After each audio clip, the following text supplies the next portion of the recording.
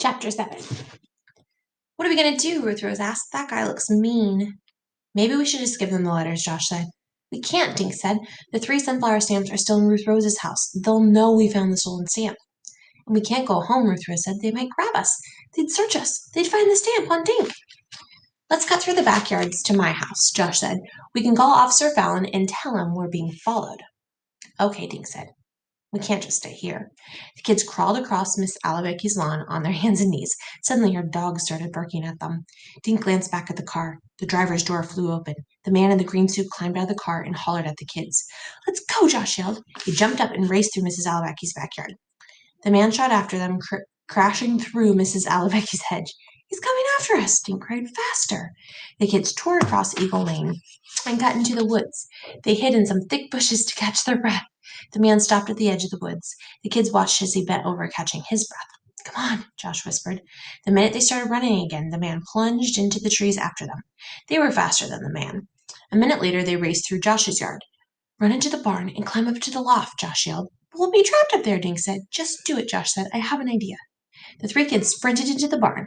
Dink and Ruth Rose scrambled up Josh's rope ladder into the loft. This got intense really quickly. There's that guy, out of breath. Below him, Dink watched Josh shove open the rear door of the barn, but instead of running outside, Josh dove into a pile of hay. Dink couldn't believe his eyes.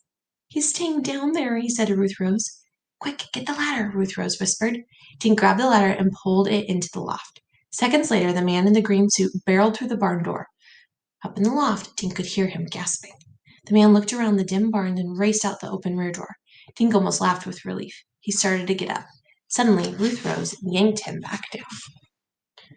So, Josh is in, I think, maybe this pile of hay here. And then Ruth Rose and Dink are up in the loft, hiding from the man. The man ran back into the barn. He stood in the middle and swiveled his head around like a snake. Dink and Ruth Rose froze and carefully peered over the edge of the loft. After a minute, the man kicked a pail across the floor and stomped out of the barn. Dink swallowed and let himself breathe again. He closed his eyes until he heard Josh whisper, He's gone, from the hay pile.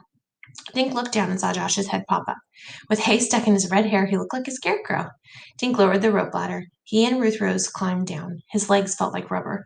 They flopped into the hay next to Josh. What do we do? Dink asked. He'll just go back and sit outside my house. The kids sat in the cool barn and thought. Then Ruth Rose sat up straight. I think I know how we can prove Doris Duncan and Obird stole the stamp, she said. If I'm right, Officer Fallon will arrest them at the same time. How? Dink and Josh both said. I need a telephone, she said. Can we go to your house, Josh? Josh crawled out of the hay and peeked out the barn door. I don't see anyone, he said. He quietly opened the door. The kids raced across his backyard and into the kitchen. What's your plan? Dink asked Ruth Rose. She told him. Josh threw his arms into the air. That is so excellent, he cried. Do you want to help me? Okay.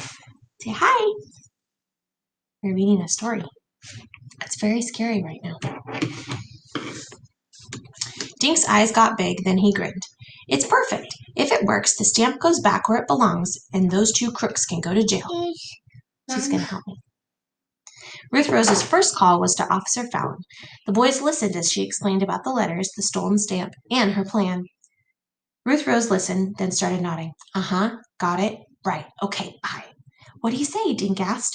Ruth Rose gave Dink a thumbs up. Then she called information and got the number for the Shangri-La Hotel.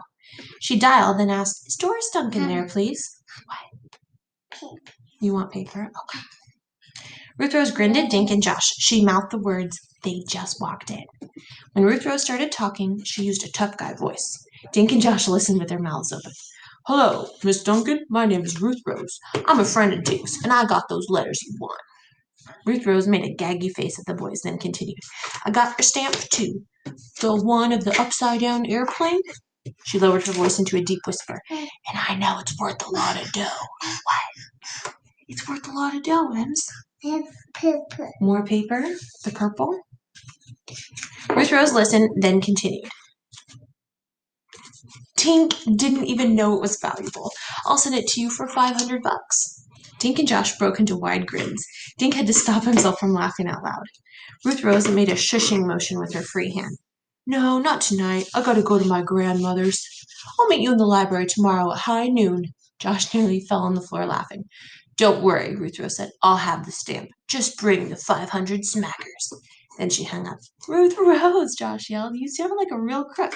How did you do it? She smiled. You ain't seen nothing yet. Wasn't that funny? Ha ha ha.